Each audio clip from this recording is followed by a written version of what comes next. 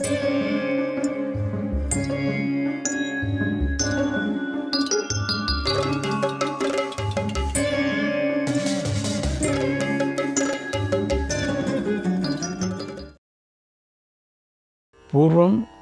భోజవంశీయుల్లో ఒక రాజు యొక్క కుమారుడు చెడు మార్గంలో నడిచాడు, ప్రజలను బాధించాడు. ప్రజలు మేలు కోరుకొని ఆ రాజు తన కన్న కుమారుణ్ణే విడిచిపెట్టాడు. నువ్వు కూడా ఈ దుర్యోధనుడిని వదిలిపెట్టు. అలాగే అంధక వంశీయులు, యాదవులు, భోజవంశీయులు అందరూ కలిసి కంసుడిని విడిచిపెట్టారు కదా. ఈ విషయం నీకు బాగా తెలుసు. వారి ఆదేశ ప్రకారమే శ్రీకృష్ణుడు కంసుడిని వధించాడు. కంసుడు మరణించిన తర్వాత బంధువులందరూ సుఖంగా జీవించారు. కనుక నువ్వు ఆజ్ఞాపించు. అర్జునుడు పాపాత్ముడైన ఈ దుర్యోధనుడిని బంధిస్తాడు. ఈ పాపాత్ముడిని గనుక బంధిస్తే కౌరవులందరూ సుఖంగా ఉంటారు, వంశం బాగా ఉంటుంది, ప్రజలు బాగుంటారు. ఈ దుర్యోధనుడు కాకి వంటివాడు, ఈ పాండవులు నెమళ్ళ వంటివారు. ఈ దుర్యోధనుడు నక్క వంటివాడు, పాండవులు పులులు వంటివారు. ఈ కాకి నక్క వంటివాడైనటువంటి దుర్యోధనుడిని వదిలించుకో. నా మాట విను. నక్క వంటి వాడైనటువంటి దుర్యోధనుడు వదిలించుకో. నెమళ్ళు పులులు వంటి వారైనటువంటి పాండవులను స్వంతం చేసుకో. అలా చెయ్యక నువ్వు శోకసాగరంలో మునిగిపోవద్దు. త్యజేత్ కులార్థే పురుషం గ్రామస్యార్థే కులం త్యజేత్. గ్రామస్యార్థే కులం త్యజేత్. గ్రామం జనపదస్యార్థే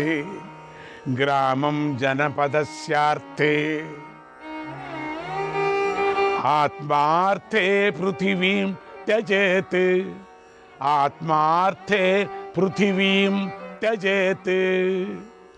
వంశం కోసం వ్యక్తిని విడిచిపెట్టాలి, గ్రామం కోసం వంశాన్నే విడిచిపెట్టాలి, ప్రజల కోసం గ్రామాన్ని విడిచిపెట్టాలి, ఆత్మరక్షణ కోసం ఈ సమస్త భూమినే విడిచిపెట్టాలి. ఈ విషయాన్ని సర్వజ్ఞుడైన శుక్రాచార్యుడు జంబుడనే రాక్షసుడిని విడిచిపెట్టే సమయంలో రాక్షసులకు చెప్పాడు. నీకు మరొక ఉదాహరణ కూడా చెప్తున్నాను విను. ఒక అడవిలో బంగారాన్ని కక్కేటటువంటి పక్షులు జీవిస్తూ ఉండేవి, బంగారాన్ని కక్కేవి. ఆ దేశపు రాజు బంగారం మీద ఆశపడి వాటిని పట్టి తెచ్చుకున్నాడు, ఇంట్లో ఉంచుకున్నాడు.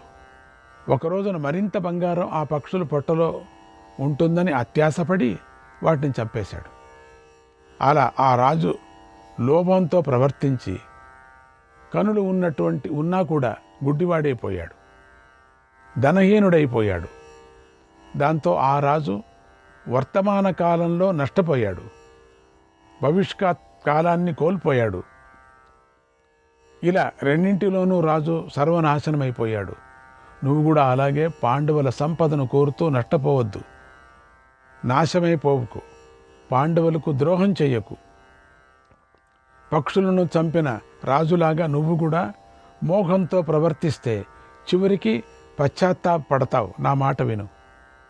ఇలా ప్రవర్తించడం వల్ల ఎరను లాగిన చేపలాగా నువ్వు నశిస్తావు. ఓ మహారాజా, తోటమాలి చెట్లను తడుపుతూ వాటిని పోషిస్తూ రక్షిస్తూ వాటికి పూసిన పూలను స్వీకరిస్తాడు. అలాగే నువ్వు కూడా పాండవులతో స్నేహాన్ని కలిగి ఉండు. వారి సంపదలనే అనేటువంటి పూలను తీసుకో, వాటితో సంతోషించు. బొగ్గు తయారు చేసేవాడు చెట్లను పూర్తిగా కాల్చేస్తాడు. నువ్వు అలా బొగ్గు తయారు చేసేవాడివి కావద్దు. పాండవులను నాశనం చేసే ప్రయత్నం చేయకు. అలా గనుక నువ్వు ప్రయత్నిస్తే కొడుకులతోనూ మంత్రులతోనూ కలిసి నువ్వు యముడి ఇంటికి వెళతావు. ఓ మహారాజా, కలిసికట్టుగా ఉన్న పాండవులను ఎవరూ విడదీయలేరు, ఎవరూ ఎదిరించలేరు. సాక్షాత్ ఇంద్రుడే దేవతలతో కలిసి వచ్చిన పాండవులను ఎదిరించలేడు. ఈ సత్యం తెలుసుకో అన్నాడు విదురుడు. చెప్తూనే ఉన్నాడు పాపం విదురుడు. శ్రీకృష్ణాయ పరమాత్మనే నమః. 63వ అధ్యాయం. మంత్రి అయిన విదురుడు మహారాజా అయిన ధృతరాష్ట్రుడితో ఇలా అన్నాడు. ఓ మహారాజా, జూదము కలహాలను పుట్టిస్తుంది, శత్రుత్వాన్ని పెంచుతుంది, సొంత వారి మధ్య అభిప్రాయ భేదాలను కలిగిస్తుంది, పగలు ప్రతీకారాలను పెంచుతుంది, దారుణమైన పరిస్థితిని కలిగిస్తుంది. దుర్యోధనుడు జూదాన్ని ఆశ్రయించాడు. ఈ జూదంతో భీకరమైన శత్రుత్వాన్ని సృష్టిస్తున్నాడు. దుర్యోధనుడు చేసిన ఈ ఘోరమైన అపరాధం వల్ల, చెప్పిందే మళ్ళీ చెప్తున్నాడు, అపరాధం వల్ల ప్రతీపుడు, శాంతనుడు, భీమసేనుడు, బాక్లిక వంశీయులందరూ కూడా అన్ని విధాలుగాను కష్టాలు పడబోతున్నారు. మదించిన ఆంబోతులకు తాను ఏం చేస్తుందో తనకే తెలీదు. విపరీతమైన మదంతో తన కొమ్మును తానే విరిచేసుకుంటుంది. అలాగే ఈ దుర్యోధనుడు మదించున్నాడు. తాను ఏం చేస్తున్నాడో తనకే తెలియటం లేదు. ఈ రాజ్యంలో అందరికీ క్షేమాన్ని దూరం చేస్తున్నాడు. యచ్చిత్తమన్వేతి పరస్య రాజన్ వీరః కవిః స్వామవమ్య దృష్టిం నావం సముద్రే ఇవ బాలనేత్ర మారుహ్య ఘోరే వ్యసనే నిమజ్జేత్.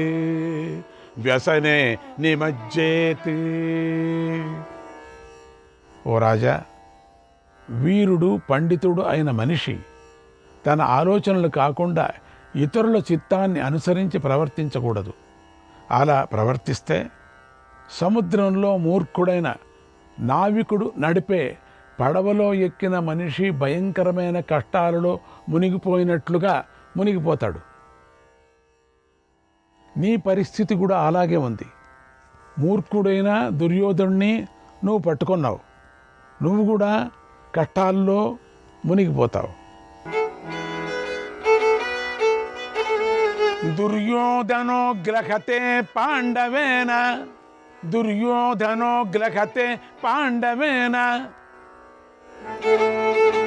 ప్రియాయసే త్వం జయతీతి తచ్చ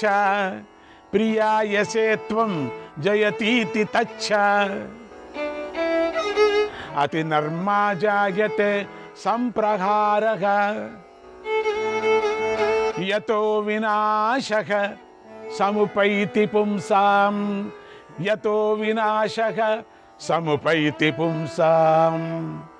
దుర్యోధనుడు ధర్మరాజుతో పందెం కట్టి జూదం ఆడుతున్నాడు. ఈ జూదంలో దుర్యోధనుడు గెలిచానని భావించి ముచ్చట పడిపోతున్నాడు. హద్దులు దాటిన ఆనందంతో పొంగిపోతున్నాడు. త్వరలోనే ఈ జూదం యుద్ధంగా మారబోతుంది. అది తెలుసుకోండి. ఈ జూదం మూలంగా ఎందరో మనుష్యులు నశిస్తారు. ఈ జూదం అందరినీ అధపతనం చేస్తుంది. మీరు ఈ ఏర్పాటును శకునితో కలిసి చేశారు. మీరు రహస్యంగా ఆలోచించి నిర్ణయించుకున్నారు, నాకు తెలుసు. అయితే ఇక్కడ ధర్మరాజుతో ఆడే ఈ జూదము మీరు అనుకున్న అభిప్రాయానికి విరుద్ధంగా జరుగుతోంది.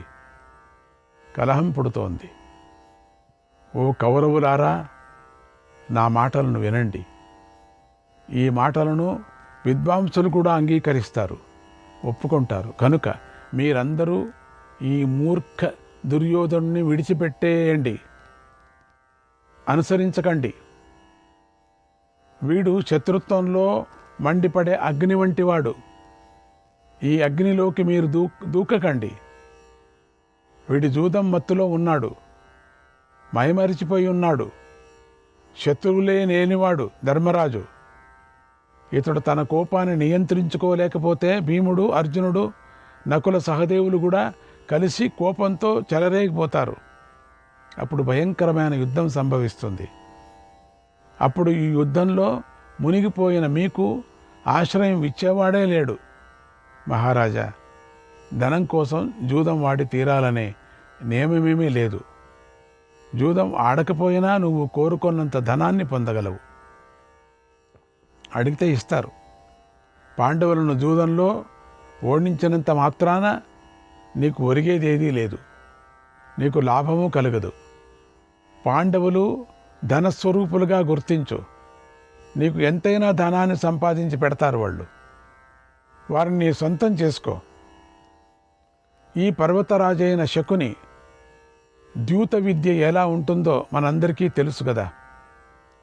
ఇతడి మోసం చేయటమే తెలుసు, ఇతనికి కపట ద్యూతమే తెలుసు.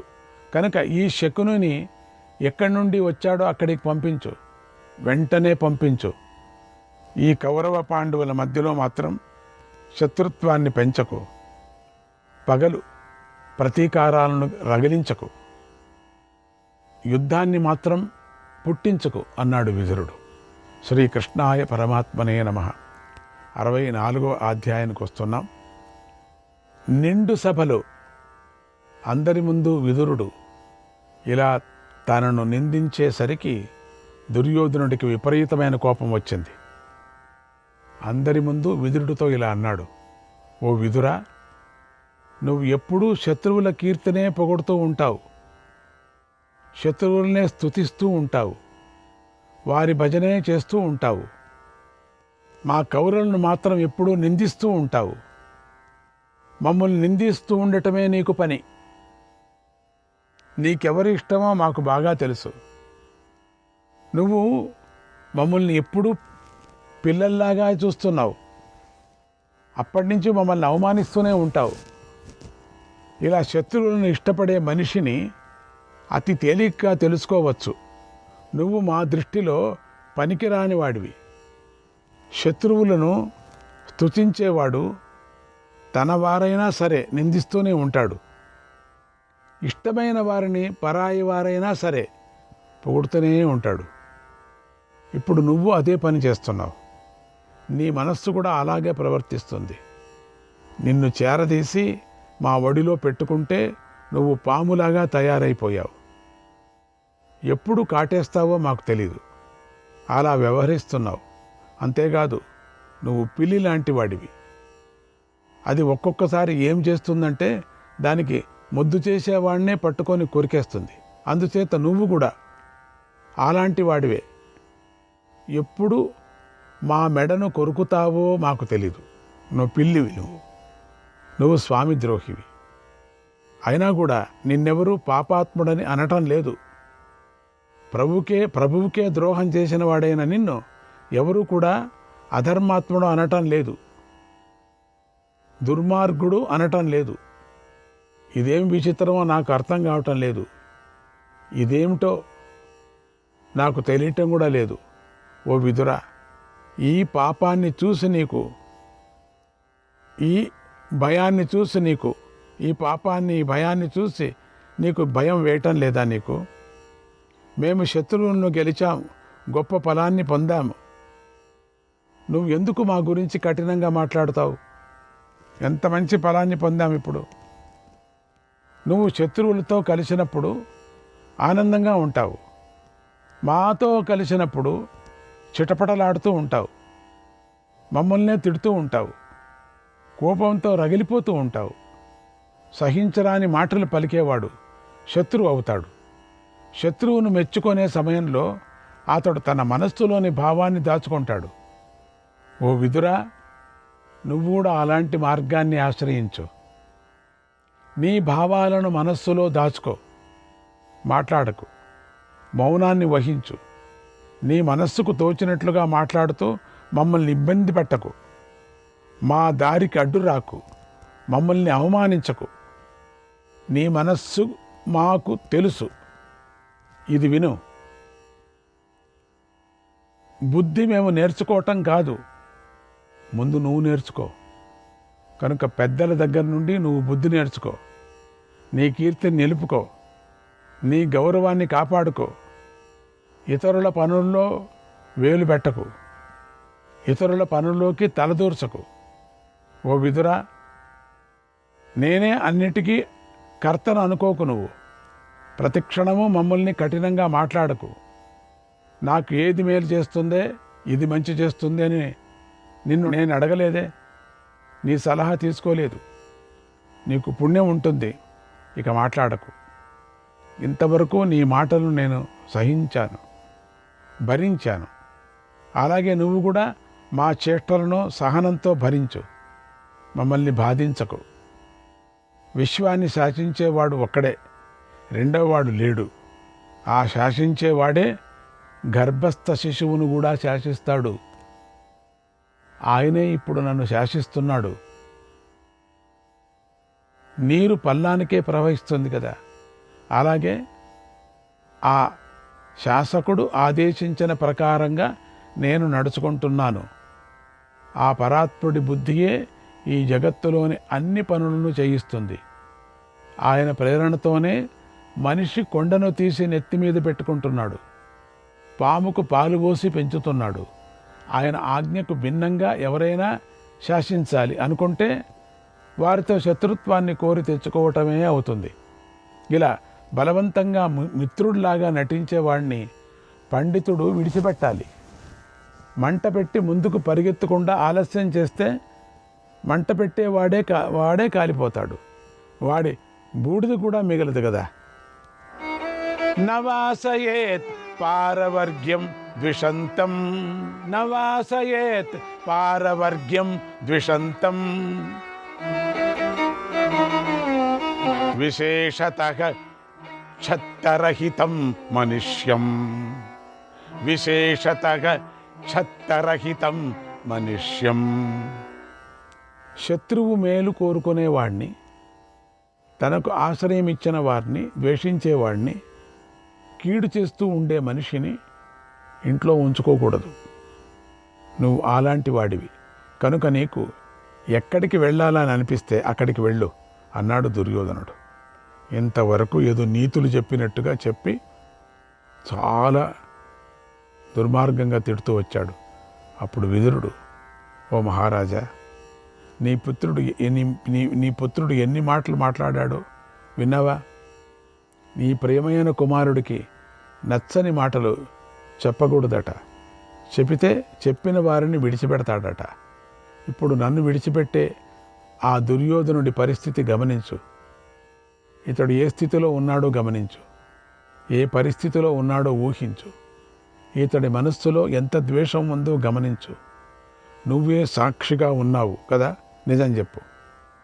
రాజుల మనస్సులు ద్వేషంతో నిండి ఉంటాయి. వారు మంచిగా ఓదారుస్తూనే, ముఖంలో నవ్వుతూనే వెనుక నుండి రోకళ్లతో కొడతారు, కత్తులతో పొడి చేస్తారు. క్షత్రియుల మాట తీయగా ఉంటుంది, చేష్టలు పదునుగా ఉంటాయి. అటువంటి మనస్తత్వం గలవారు రాజులు.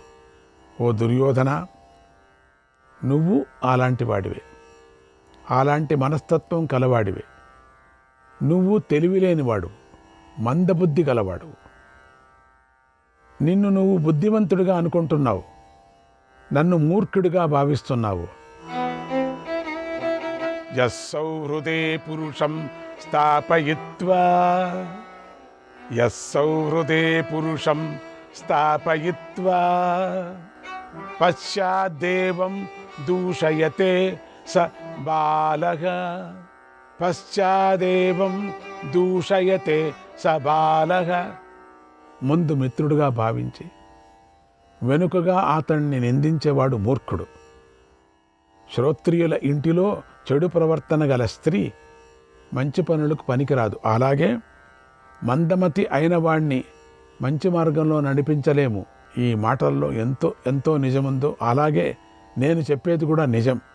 ఈ దుర్యోధనుడికి మంచి మాటలు నచ్చవు. శ్రీకృష్ణాయ పరమాత్మనే నమః.